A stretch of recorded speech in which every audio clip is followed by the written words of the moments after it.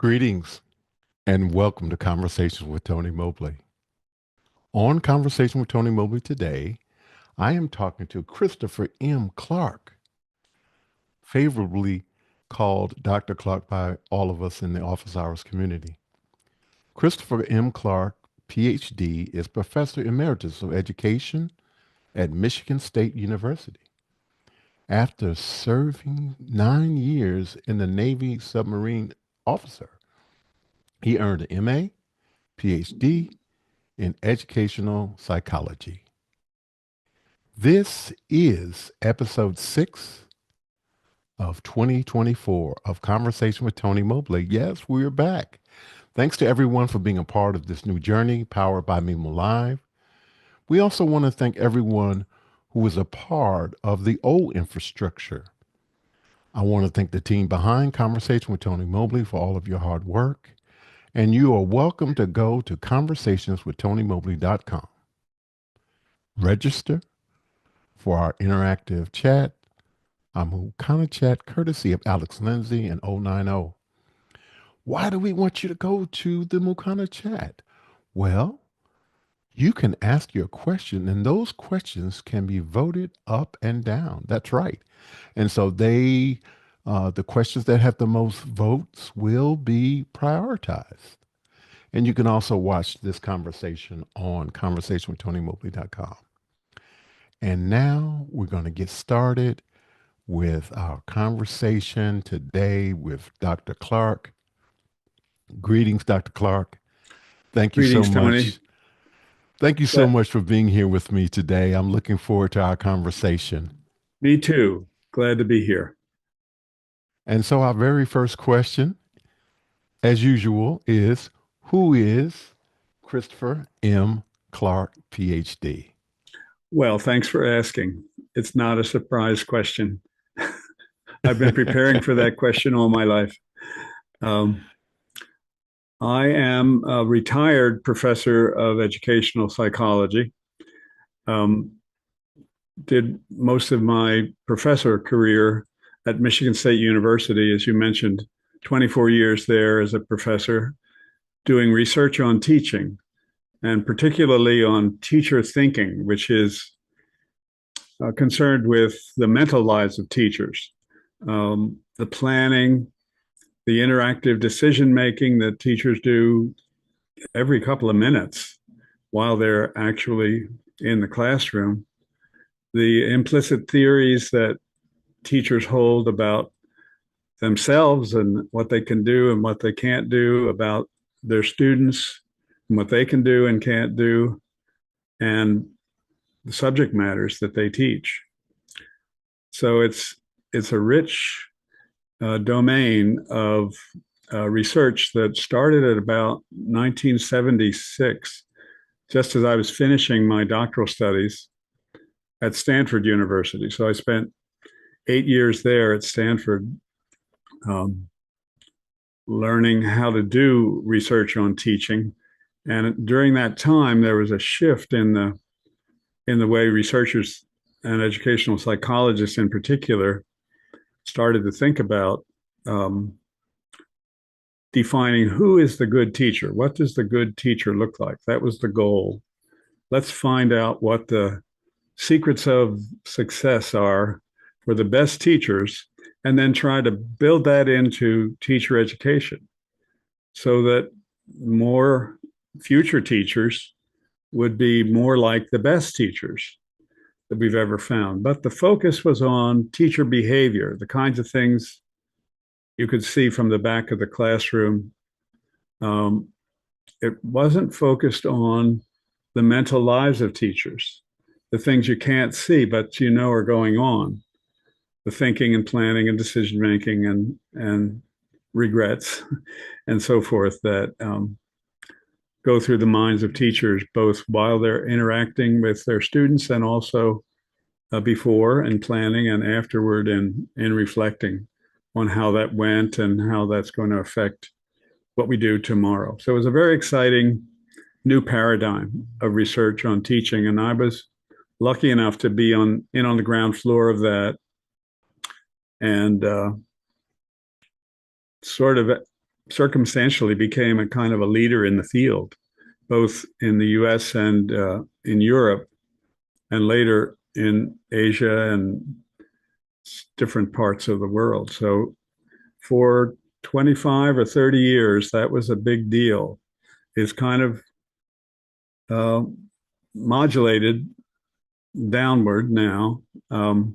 I don't see as much of that work being published since I've retired, not because I retired, but coincidentally, these movements have their lifespan. They have their ups and downs, and the next new bright thing comes along.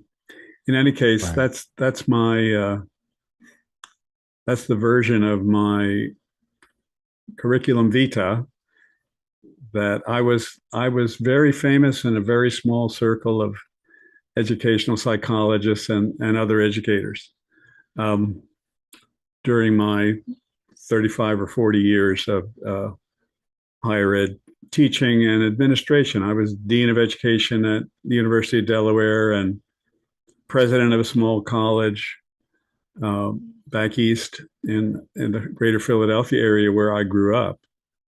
So going back to my roots, I was a Philadelphia city boy um, in the 1950s is when I was in high school, graduated in 1959.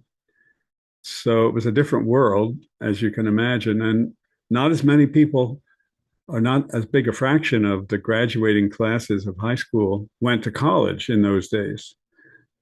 Community colleges hadn't been invented, and there are many fewer seats and different expectations for the kinds of careers that high school graduates uh, would go into.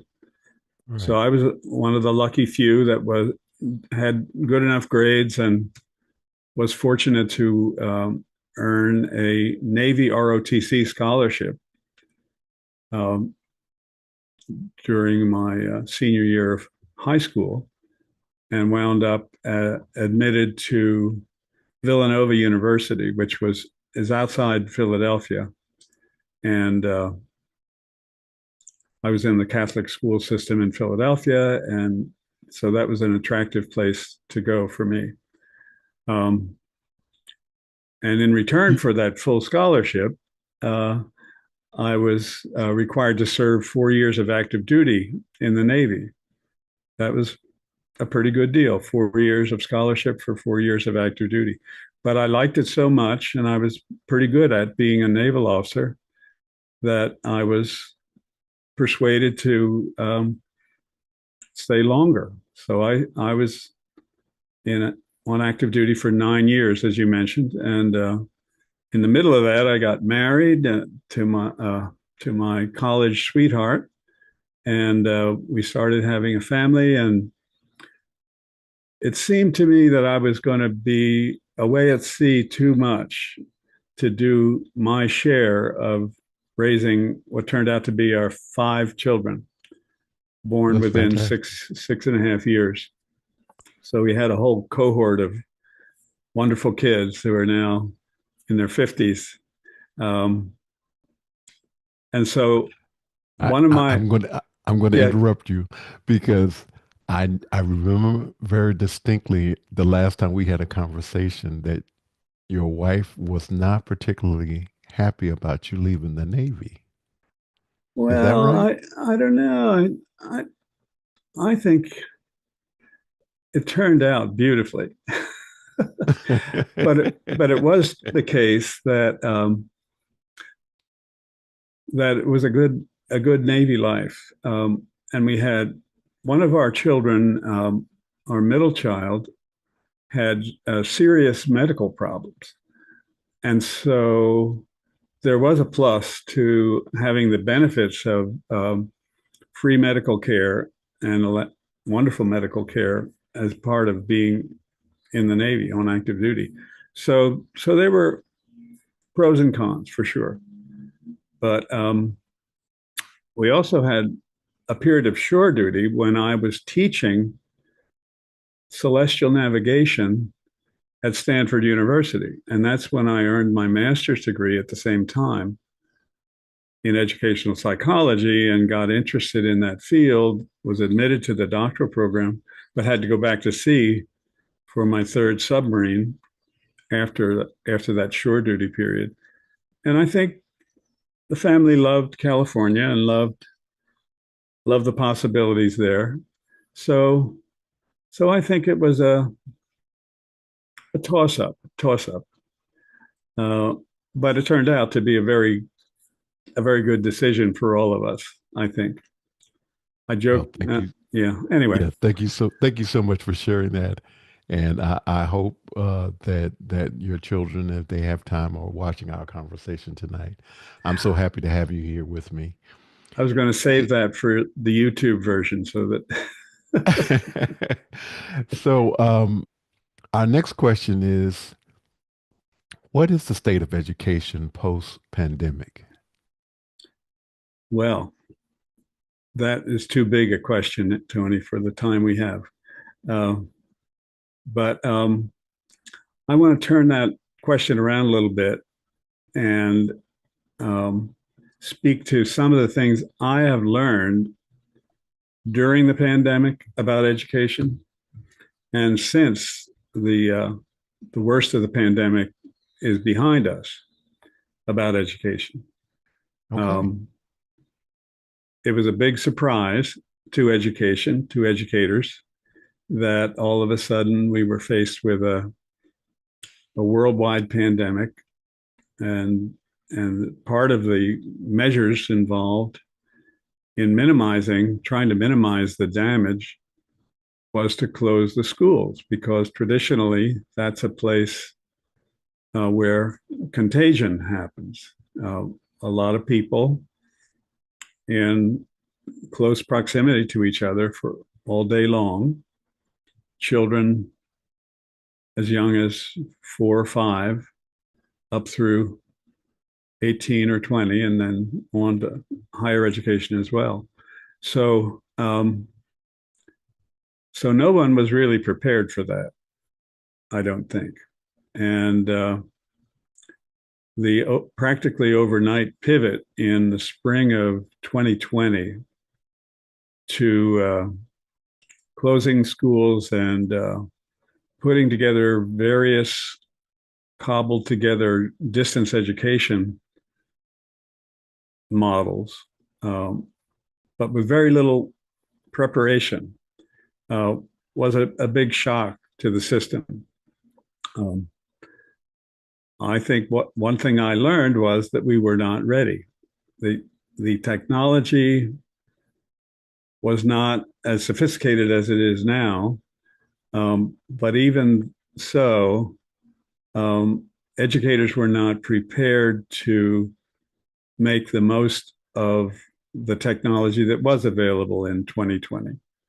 Um, I was fortunate enough to be invited early on in the life of office hours to participate as a panelist for a Saturday morning education hour, where a handful of us who are educators from different levels, I was sort of representing higher education and teacher education. And then there were several classroom teachers who are wonderful resources to answer questions that perhaps millions of teachers had about how to make the most of the Chromebooks and the Wi-Fi that they did have access to, and then how to help their children whose families all didn't all have high quality um, circumstances in their homes to receive and pay attention to what was being offered online. Their Chromebooks and so forth were maybe not up to the task of providing a clear audio and video signal.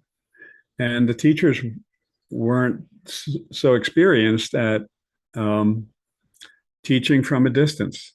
It's, as you know, it's not the same as doing what we always used to do, but in front of a laptop. is not the same. Right. Um, so so it was a rough time, and it gave distance at first. I think it gave distance education a bad name, or made the made the case that this was not as good. We want to go back as soon as possible. We want to go back to what we know how to do, face to Yes. face Hmm. education. So it was a kind of a shock to the system. There were some um, positive examples of technically sophisticated teachers and administrators who had figured out ways to do a slightly better job of distance education. But on the whole, a lot of momentum was lost. In the school year, in the course of the 9 months or so of the school year in the Northern Hemisphere, the uh, the momentum changes with the seasons. You're excited at the beginning of school in the fall. You you you get some nice holidays in there to celebrate Halloween and Thanksgiving and so forth. Maybe even a fall break. You have a winter break, and then you come back in January, and you have to re-energize everybody to get started again, get back to a different rhythm than you were used to during the break. And then you're Can looking you ahead to can the you talk can you talk more about some of the things that you actually showed some of the instructors on the Saturday? I have the benefit of participating with you on those some of those Saturday sessions, but can you share to our audience some of the things that you suggested, and we could talk we could talk hours about the things you suggested in helping me with mm, conversation with Tony Mobley, but just some of the things that you shared with the educators on those Saturdays. well, it's not so much what I don't remember what I shared. I remember what some of our colleagues shared. So these are some of the things I learned from Alex Lindsay, for one, who is often a part of the conversation on Saturdays. Um, that, for example, that a clear audio signal is the most important thing. If people can't understand you or hear you, then they tune out. So Absolutely. we weren't as aware of that as we should have been, as we could have been. But we were able to advise teachers who are audience, so to speak, um, about where to find a good quality microphone and about the physics of the closeness of the microphone to your lips making a huge difference. It's not so much that you spent 300 or $1,000 on the microphone. If it's way over there, it has to be close enough to to be valuable. Likewise with your hearing and your students' hearing. If they don't have a good connection with the audio signal coming in, whether it's through a speaker or through earbuds or a headset, then your beautiful signal isn't going to go anywhere. It's not going to go where it needs to be for them to be engaged with what you have to offer. And then there are Yeah, things yeah, that do. I just want to share, I was a beneficiary of that particular suggestion in terms of getting one of the POW mics. And at the first time that I remember Alex saying something about it and office hours, I think it was at that time it was just like less than $10. And Yeah, and yeah, by the time I got one, it would had popped up to $20. So the demand was so great. that's And right. I remember very distinctly that there was a time when they had run out of them and they were on back order. And Yeah, so people weren't ready for and it's amazing. And I still have my pile mic. It's amazing what you can still do with that that well, I'm going to say $20 microphone. Yeah. And Yeah. I have one too. I got a couple of them. One for my daughter who lives with me and teaches at Arizona State University. So she had to also flip to distance teaching and profited a lot from the advice we got about equipment, about microphones and close to the lips, and then webcams. Don't use the webcam that's built into your laptop. That's not very good. Um, invest a little bit more in a better image, because that's the second most important thing. Is if you look fuzzy or uglier than you should, um, people will turn away. So you need to look good, and you need to contrast with your background in a way that separates you from the background. Looks more three-dimensional than two-dimensional. So these seem like little things, and they are, but they're without them, um, you can't expect engagement from your viewers, or in this case, your students. And the third thing I remember is about being able to use a telestrator, being able to, uh, while you're talking with your students, you can make little drawings that illustrate the relationship between one thing and another. Um, and there are, again, we were able to, from the expertise of the um, office hours crew, we were able to uh, put together recommendations for a kind of a kit that wouldn't be too expensive for teachers to provide for themselves if they couldn't get their school district to provide it.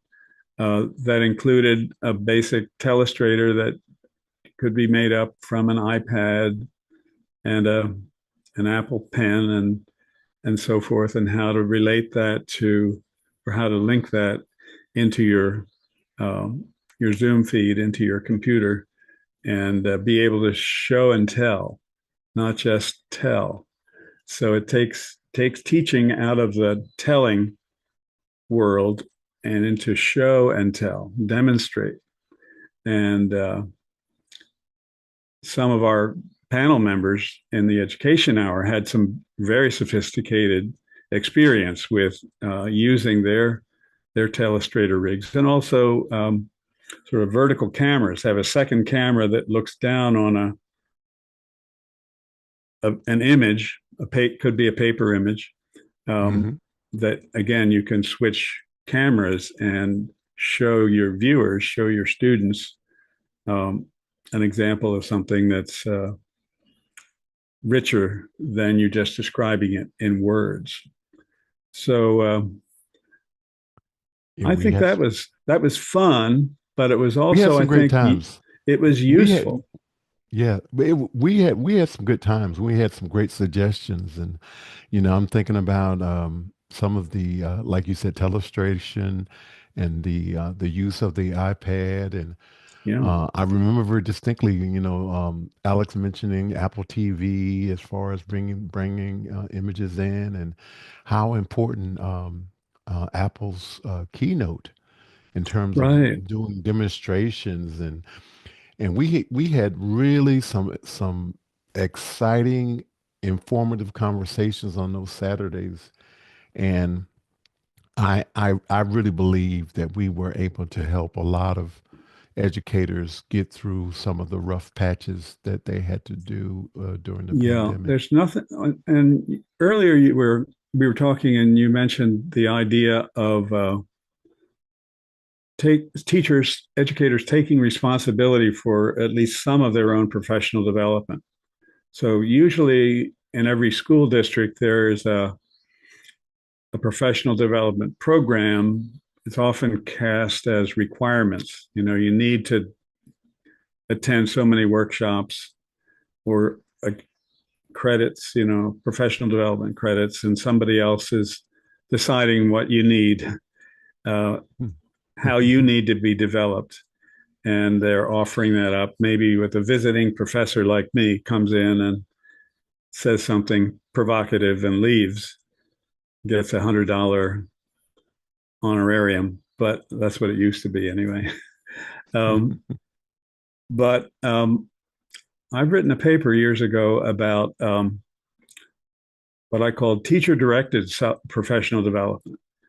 So it's about making the case that if you decide what you need, if you decide that you need to become more conversant with distance technology, then there's a 50% better chance that that's going to work for you, that you've chosen it and now you're pursuing it. You're going to find resources like free resources like office hours and begin to ask questions and get answers and get recommendations for things that you could do or equipment that you could upgrade to make your capacity to teach at a distance more effective. Um, so I'm a big fan of self-directed learning um, because each of us is different. Each teacher is different. The needs are different. The opportunities and the barriers, for example, are different. So one size, one curriculum for teacher development is not going to fit everybody's needs or everyone's aspirations. Some of us are already good at some things, and we want to try take a chance, take a risk at trying something new. I mean, your story is a story of taking 7,000 risks, I think, and being met with generosity. And you have a circle of friends now who are um, precious memories for how much they've generously offered to you and helped you and supported you in your mission, your self-chosen um, goal of conversation, making conversations useful out there in the world Well, thank using you for this that. technology. Thank you for that.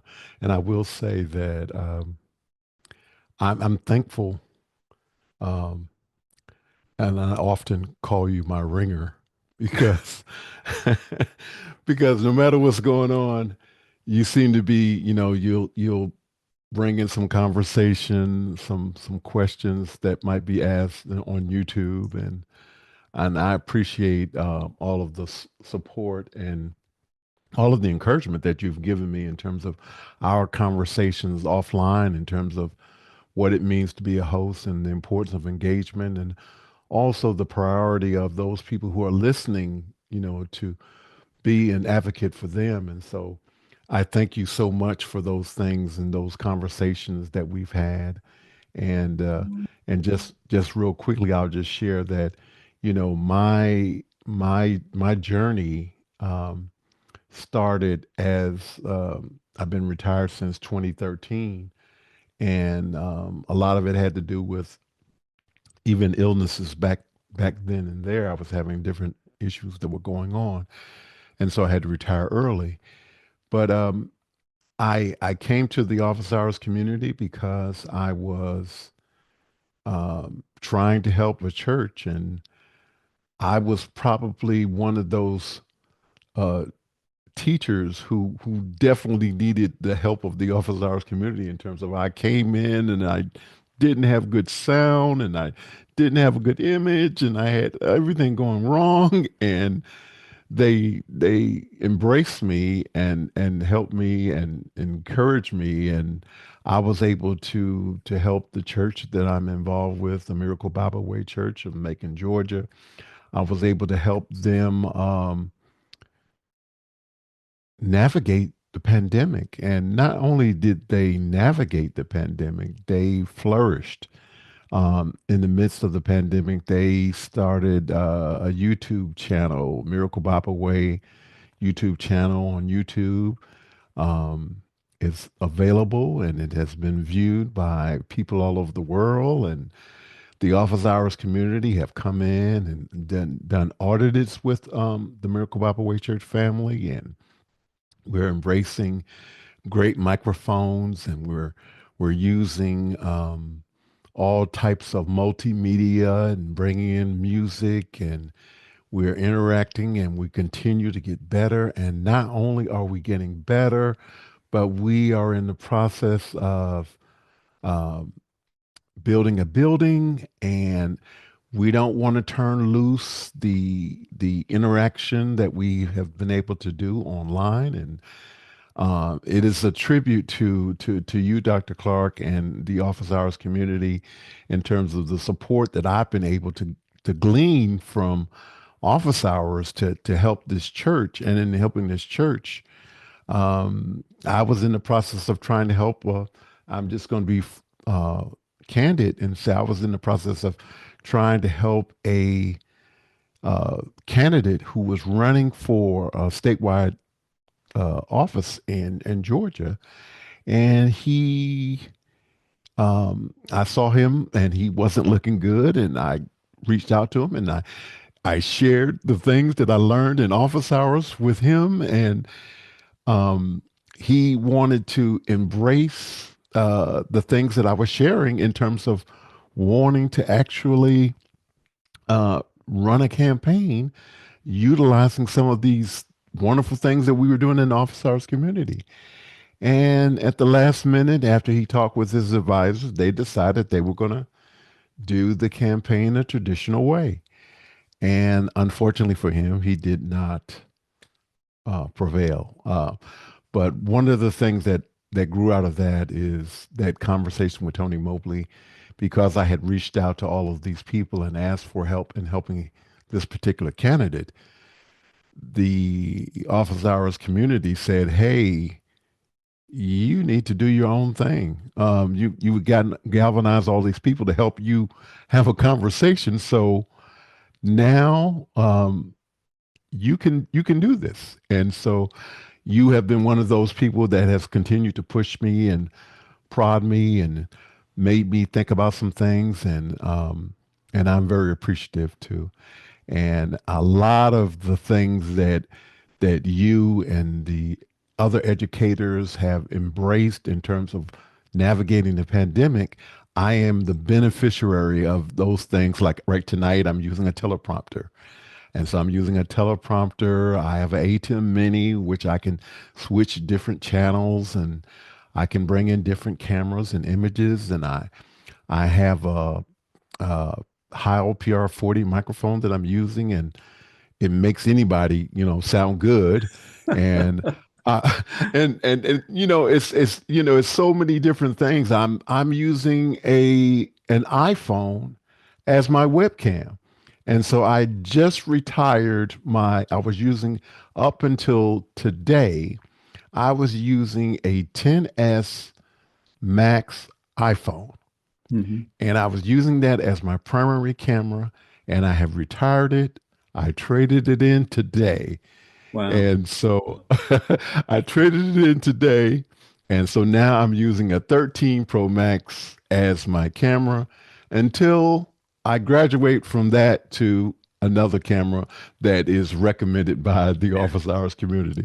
And so I have Stream Decks. I have, all of these different devices that I am using with my house of worship. Yeah. And so I'm very thankful for that. And so I'm going to stop talking now and we're going to get to some more questions. Sure. In this climate, what personal professional development should teachers be looking to do? Well, I've addressed that a little bit already, I think, which is first, um, well, the ball game has changed.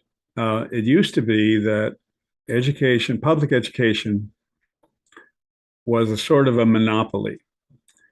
That is, it was everywhere. Every state has a part of their constitution that says the state shall provide um, different language, but essentially a sufficient and adequate education up through, now it says, through grade 12. And that's required of the states. They have to budget for that. Every state has a Department of Education and a way of distributing funds at the state level. And so, and then school districts have other sources of revenue, but also the state support for that is important, a very important part of their annual budget. And in most places, if not all places, the state money at least depends on the number of students enrolled each year. So it's a per capita enrollment basis on which these funds are allocated to school districts. And now what we're faced with now is that since the pandemic and since those experiences are in the rearview mirror, and families have had the experience of online education of some kind or other during the period when face-to-face schooling was closed and then phased back in. And school districts find themselves no longer a monopoly. That some families have found that homeschooling is a better choice in their judgment than sending their children back to their public school. And some families have made a similar decision to send their children to or have them enrolled in an online school. There are online schools that are separate organizations. Some are quasi-public in the sense that, like charter schools are technically public schools, but they take away some of the resources that would otherwise go to the face-to-face public schools.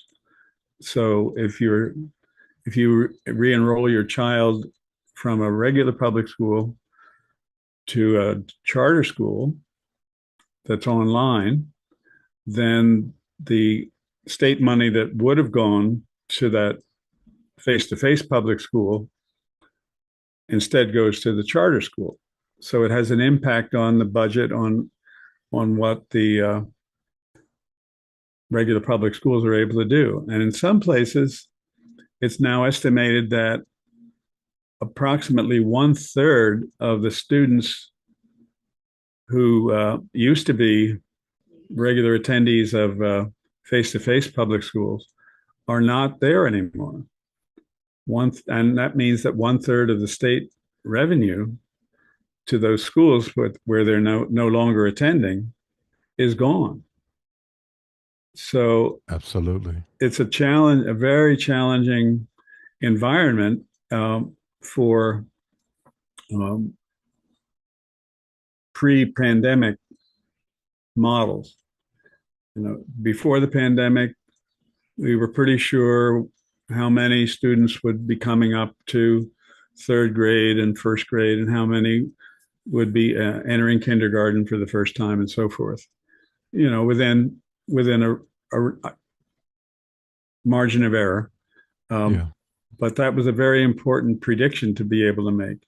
And now school superintendents and school financial officers are having a much harder time making that prediction accurately, but they know it's going to be a lower number than in 2019 or 2018 before these pandemic disruptions happened. Right. So that change is a kind of a single dramatic change that wasn't anticipated at all.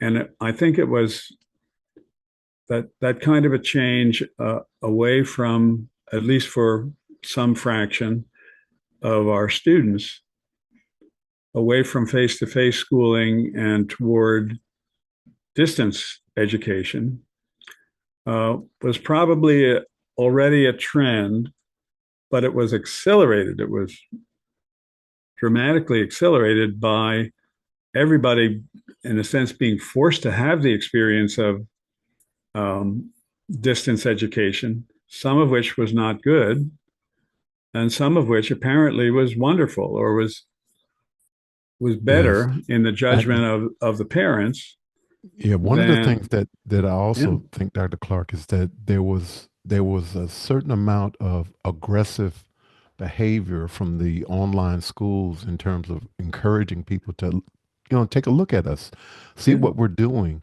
And we are doing some educational things outside of the box that you can't really get in um, traditional education. And yeah, so when you had all of that going on, and then um, as you say, the whole event of the pandemic and people being forced to do that because of the people who of means were already, sending their kids to private school and mhm, doing other kinds of um, encouraging outside of the box education processes in terms of, you know, you know, responsible. Well, I'm just gonna stop there because I'm going to ask you this next question, and I think it sort of leads into what we're going. What do you what do parents need to know right now for their children? What do parents need to know right now?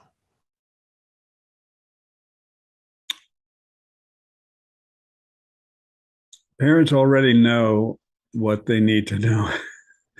uh, in many respects, I have deep respect for what parents know about their children, and they know different things than we educators know about those same children. Um, you were probably a different boy when you were at school than when you were at home, and Mm, your family knew things about you that teachers never suspected, and your teachers knew some things about you in the context of your classmates that your parents never knew or expected.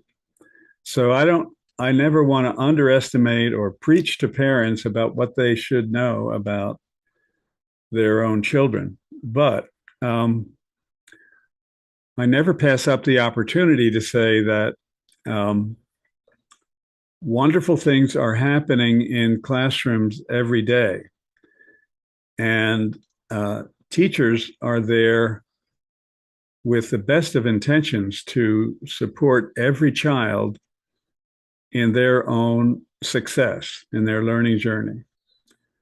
And it's not all about homework. It's not all about reading, writing, and arithmetic. It's also about character development and support for positive socialization, for working in groups, for figuring out how to be a member of an age cohort, a member of a team that is an experience that's hard to get if you're at home all the time. It with maybe you have siblings and maybe you're an only child. Uh, but eventually, this is good preparation for life in the world, is to learn from experience, from trial and error often, how to, be connected and respectful and um, to recognize the gifts of others, as well as to generously contribute your own gifts to the collective success of the whole class. It's not it's less about competition than it is about collaboration, at least in my ideal um, classroom or school.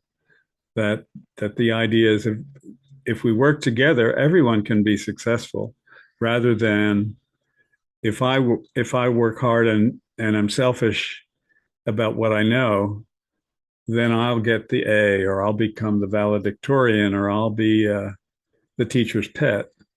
Um, that's that's a less preferred outcome as far as I'm concerned, and that became even more clear during and after, actually after the pandemic and the school closings, when came back to school face to face,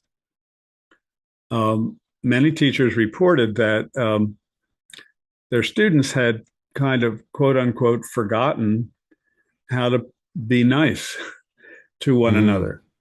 yeah. Um, they had gotten out of the habit of courtesy and mutual appreciation and being helpful and being kind. I know about one school, wonderful story about um, a new principal who came to this school 7 years prior, and when she arrived, she discovered that the school had a very elaborate discipline system where there were, it turns out there were about 100 things that you could do wrong, and there were 100 different punishments or consequences if you were caught doing these wrong things. And it was Mm. a mess because the teachers spent all their time trying to keep up with which 99 things you were and weren't doing. And what was the punishment again for number 83? I forget. And so this new principal, um, over 7 years, um, reduced the number of possible offenses to one. There was only one rule, and that rule was be kind. Hmm. Be kind, and it applied to the adults as well as to the kids. And it was magic. All of a sudden, not only were the teachers keeping track of who was being kind or unkind, but the students were being observant about that. Yes. And they would have little conversations with the teacher or with the principal about, well, what did you do? How did that happen that she experienced you as being unkind? What was it exactly going on there? And how did you feel about that when she did that or said that? And and how are you going to make up? How can you fix an act of unkindness? I suspect it's by an act of kindness. So why don't you go over there, you two talk this over, and come back and tell me what you're going to do to heal this breach of kindness that happened Hmm. between you two. Yes. And all of a sudden, it turned into a very good school, a place where all That's the a parents fantastic and the story. kids and the Yeah. teachers were very happy to be in the same place at the same time. Yeah. I don't That's know if great. that was responsive to your question, but It, I always love to it tell was that story. very much very much a response that I was expecting. The only thing that I would add is that um, parents know that your teachers are doing their very best to educate your child, and please look at those teachers as partners for your child's education Yeah. because they want the best for your child. Believe me, Yeah. they want the best for your Be child. kind to the teachers. Be kind to the teachers. Yeah. And so it was kind of funny that you told that story because today I called Apple and I was talking to a person and they said and this I've just heard this over the last 2 days. I hadn't heard this before, and so the I'm going to assume that it's a bot that you're talking to initially, and the bot said, um, "Be kind to your support person because they are here to help you." And and I had, I'm telling you, Dr. Clark, the last 2 days I've heard that for the first time. So when you call Apple, um, for whatever reason, they're going Mm-hmm. to say that they're going to give you that message. Be kind to your customer service, your Yeah. representative that you're going to talk to. So that's There- that's a that's a word for all of us to keep in mind. Yeah. That's wonderful. That gives me Yes. hope. Our next question is, what is your opinion of AI in education? Well, I think my opinion doesn't matter that much. I don't have enough experience to have a clear opinion. I have a friend. He's actually a cousin of my kids. I guess that would make him maybe a second cousin once removed of me or something, but or maybe a second nephew. But he is an expert on new technologies, including AI. And I heard him give a wonderful talk recently here in Arizona um, about both the possibilities and the dangers, if you will, of AI. And it's like any other tool or something new that's complex. Um, there will always be that dual response that some people are promoting and uh, bragging about the possibilities, the positive things, the wonderful things that this was true. This has always been true. You know, whiteboards were better than blackboards, and the the Apple IIe computer released in 1983 or whatever it was is going to change the world of schooling. It's going to become a computer in every classroom, maybe a computer for every learner. And on the other hand, there are those who focus on the dangers. Well, what if these little boys who are playing on their Nintendo never look up again? You know, I can't get their attention. They're distracted. They're not paying attention to me or what they should be paying attention to. Or maybe it's their iPhones, or maybe it's some other new technology like AI is also has a downside or a danger, or there's a gap, an economic gap between uh, those who are able to afford an iPhone or an Apple IIe back in the 80s and those who aren't. Many are not able to afford the usually initially more expensive technologies. So yes, indeed, there are possible downsides and possible wonderful upsides to this new example of a new technology. But I don't think it's different in kind, really, than the internet and access to the internet and access to a computer in our pockets that's as much more powerful than the Apple IIe was, or the so-called mini computers of the late 70s. So so I have not been caught up yet in the debate, the pros and cons. Is it going to be terrible or is it going to be wonderful? It's probably it has the potential to be both, I and agree with you. there will be Yes. applications that are both wonderful for some people and terrible for others. Yes. Um, just as there are for all kinds of other things that humans have invented and promoted, that they can be misused as a tool and they can be used as a, you know, what I would love to see is my my AI, whatever form that takes. I haven't really dabbled in it, but I would like it to be as useful to me as an assistant as my laptop is now or my phone is now. Absolutely. Um, and Lord knows I could use some help.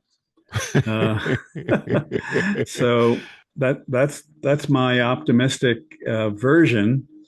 I don't need to have the super fastest version of it, and there's some applications, some uses of it that I probably will never make use of.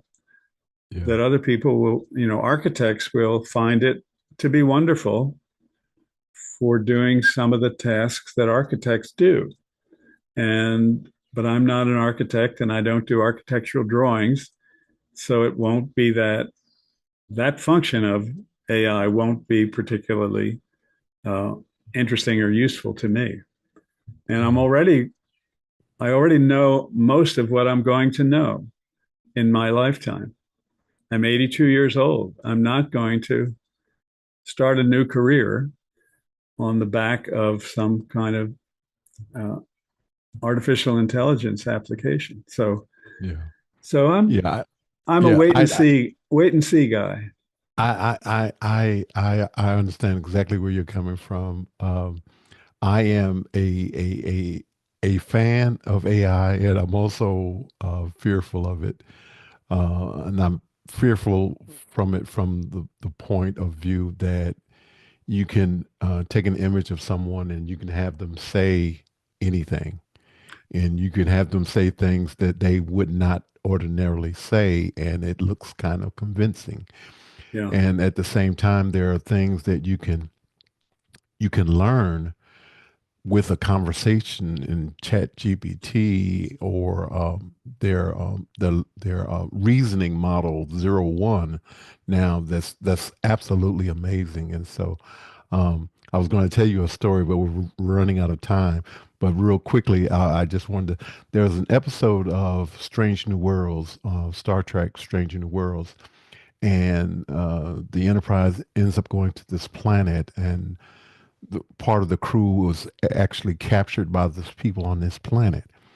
And the only reason they went to the planet was because the planet had demonstrated that they had warp power.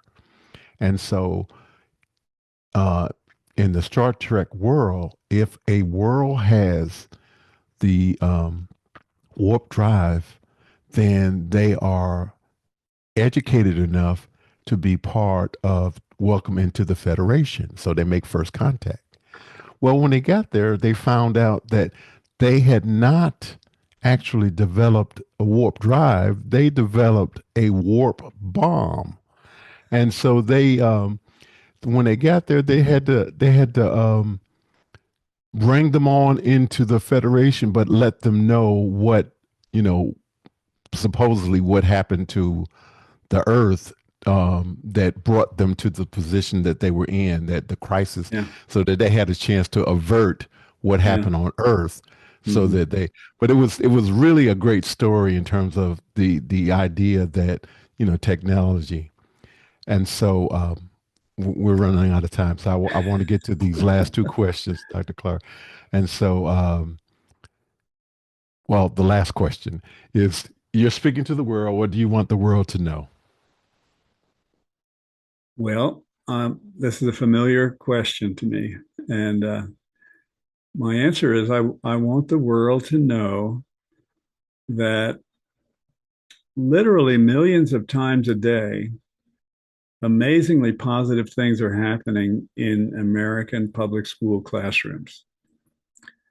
And some of that is driven by teachers, and some of that is driven by your children, by students. Some of it is led and initiated by principals and other administrators.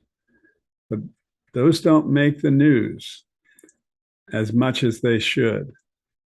So what my mission is for the rest of my time is to help tell the story of ordinary teachers who have had extraordinary moments. We don't have extraordinary moments every day, but if you add it up, and there are 3 million teachers or more in the US, certainly a big fraction of them had an extraordinary moment today.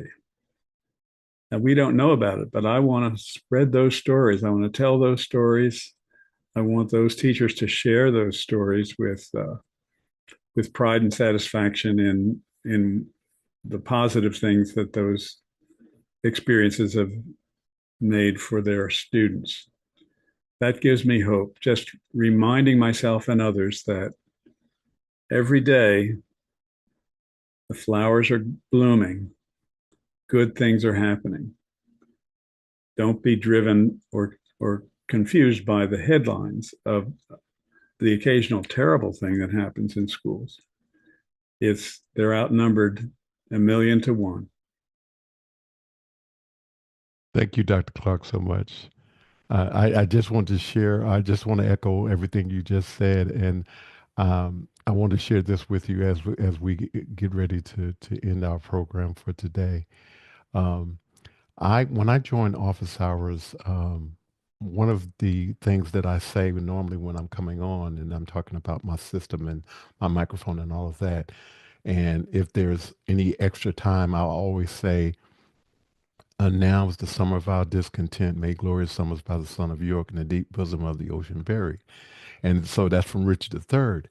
And I learned that when I was 15 years old, and um, I thank my teacher for that because I grew up in New Jersey, and the teacher took us a whole group of us to see Richard III in one of the major theaters, and at being 66 and still remembering that at 14 or 15 years old, that made an impression on me. Yeah. And I want to thank my teacher that took me to New York City to do that. And I found out recently, one of the office hours members told me, well, you're actually saying that wrong. It's supposed to be the winter of my discontent, not the summer. So I said, well, you know what? Thank you so much for letting me know. I said, but I'm pulling that back from being 50 years old. So I want to say, but I just wanted to share that with you. And I want to say thank you to all the teachers for all the things that they do. Conversation with Amen. Tony Mobley is produced by valued audio visual professionals who meet daily on Office Hours Global, hosted by Alex Lindsay.